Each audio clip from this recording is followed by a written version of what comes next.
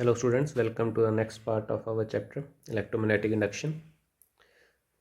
We are now discussing mutual induction. Mutual induction is the phenomena of inducing an EMF in a coil when the neighboring coil carries a changing current. So here you can see in the figure coil A, which is connected to a battery with the help of a resistance and a switch. Nearer to it, another coil B is present quite close to the coil A, and coil B is connected with the galvanometer to check any presence of current inside it.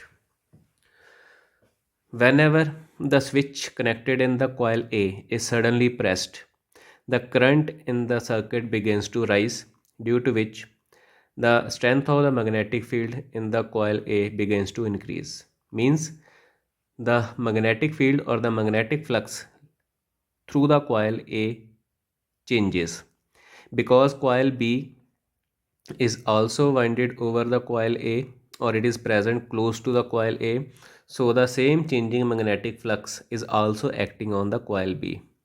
Due to this changing magnetic flux acting on the coil B, the two ends of the coil will develop or induce an EMF across it, and because it is present in closed circuit due to the galvanometer, an induced current will begin to flow through it, the presence of which will be known with the deflection of the galvanometer. So in this case, the coil B is producing or inducing an EMF inside it due to the magnetic flux changing that is taking place in its neighboring coil. So we call this as the phenomena of mutual induction. We call this as a mutual induction because in this case, whatever EMF is induced inside the coil B, it purely depends upon how much amount of changing magnetic flux of coil A is getting attached with that of the coil B. So whatever magnetic flux or magnetic field is produced by the coil A, full amount of magnetic field or changing magnetic field of coil A is not available to the coil B. Some amount is lost. So whatever is shared between the two coils, according to that changing magnetic field, the EMF or induced current is arising in the coil B. Similarly, when the circuit is suddenly broke from the coil A, the current in the circuit of the coil A will begin to fall. Again, it is going to produce a decreasing magnetic field, a decreasing magnetic flux. This decreasing magnetic flux, when act on the coil B, it is again going to produce an EMF and a current inside the coil B. But in this case, the polarity of the EMF will be reversed, and also the current, induced current flowing in the coil B will also be reversed, which can be known with the galvanometer now showing the deflection in the opposite side. So in this case, the EMF that is induced in the coil B due to a changing current in the coil A, we call as the mutual induction. So whatever mutually the two coils are sharing the changing magnetic flux, according to that EMF is induced in the coil B. Normally we call coil A as the primary coil and coil B as the secondary coil. So at any instant of time, the magnetic flux linked with the secondary coil is directly proportional to the current flowing inside the primary coil. So we can write phi is directly proportional to I, where phi is the magnetic flux linked with the secondary coil and I is the current in the primary coil. Or we can also write this equation as phi is equal to m into I, which is our first equation for the instantaneous magnetic flux. If we keep I is equal to 1 unit, phi becomes equal to m. That is, the mutual inductance of the coil, two coils, is numerically equal to the magnetic flux linked with the secondary coil or one coil when a unit current is passing through the neighboring coil. If we use the law of electromagnetic induction, according to which E is equal to minus d phi by dt, if we substitute the value of the phi from equation 1, we can write this equation as E is equal to minus m into di by dt. This is our equation 2. Here again we see that EMF is arising in the secondary coil when current is changing in the primary coil. So E is induced EMF in the secondary coil and di by dt is the current changing which is in the primary coil. So here also if we substitute di by dt is equal to 1 unit, then E becomes equal to minus m. Negative sign is only showing the direction according to Lenz's law. So in this case we can also define as mutual inductance of the two coils as the EMF induced in one coil when the current in the neighboring coil changes at the rate of unity. Want to see the unit? We can write m as equation 2 as em equal to E divided by di over dt, which is equal to 1 volt over 1 ampere per second, 1 volt second per ampere, which is equal to 1 Henry. So the mutual inductance of two coil is said to be 1 Henry if 1 volt of EMF is induced in the coil when the current in the neighboring coil changes at the rate of 1 ampere per second. So mutual inductance of two coils is always giving us the amount of voltage that can be induced in the second coil when the current in the first coil changes at the rate of 1 ampere per second. Now let us try to find the expression for the mutual inductance of the two long coaxial solenoids. So here in the figure you can see two coaxial solenoids, common length L, with outer solenoid S1 with total number of turns N1 having area of cross section A1. With the inner solenoid, this is the inner solenoid with area of cross section A2 and total number of turns N2 with length of the solenoid, both solenoids being the same. So in this case solenoid S1 is present over solenoid S2. So solenoid S1 is winded over the solenoid S2. So in this case suppose number of turns of the solenoid S1 is N1 and total number of turns of solenoid S2 is N2. Common length for both the solenoid is L. In order to find the mutual inductance of this geometry, we first assume that a time varying current is passed through the solenoid S1. So when time varying current is passed through the inner solenoid with the solenoid S1, that is the outer solenoid, then it is going to produce a magnetic field in the interior of it, and that magnetic field produced by the solenoid S1, it will be equal to B1 equal to mu naught into N1 into I1, where N1 is the total number of turns per unit length for S1 solenoid, that will be equal to N1 divided by L. Okay, so magnetic flux that will be attached, this field is produced by S1 and this field is passing through the area of cross section of the solenoid S2. So what is the total magnetic flux linked with the inner solenoid?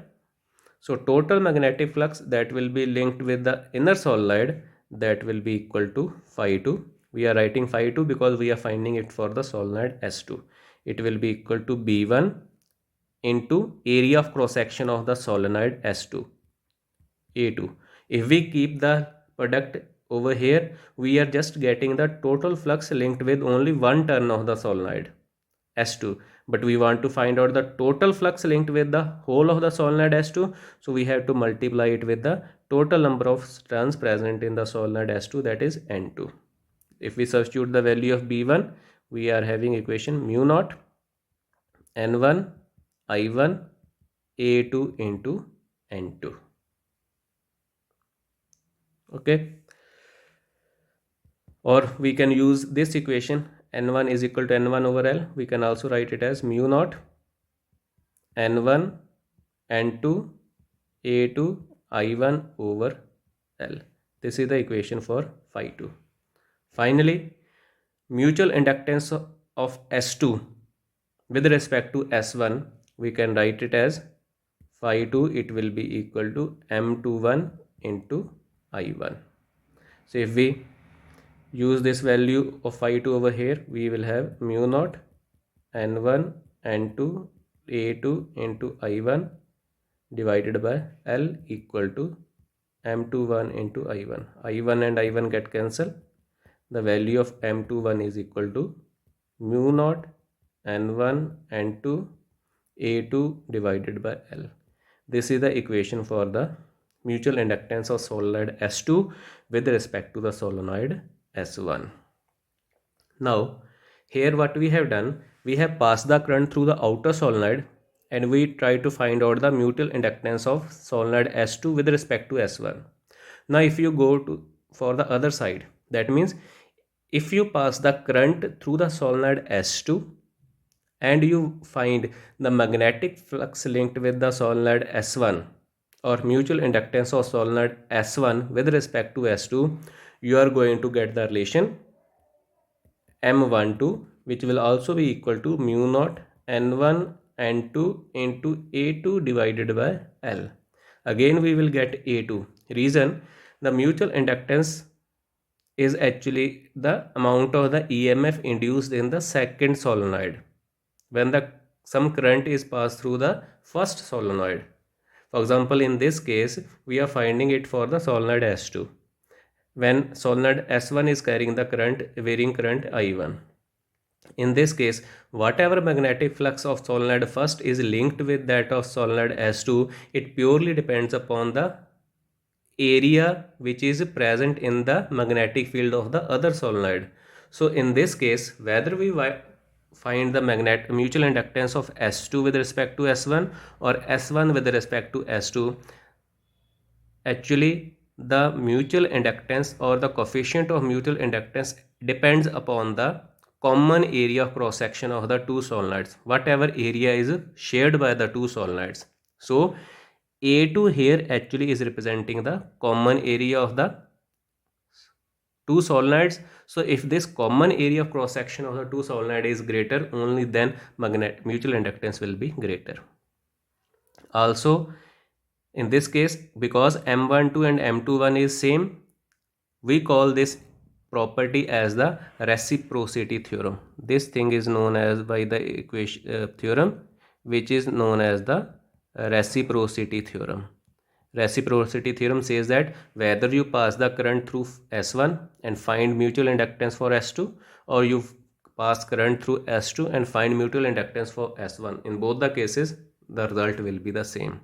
So mutual inductance, you can see that directly depends upon the number of turns of the two solenoid, also on the area of cross section of solenoid, and also it depends upon the core permeability of the core on which the solenoid winding has been done.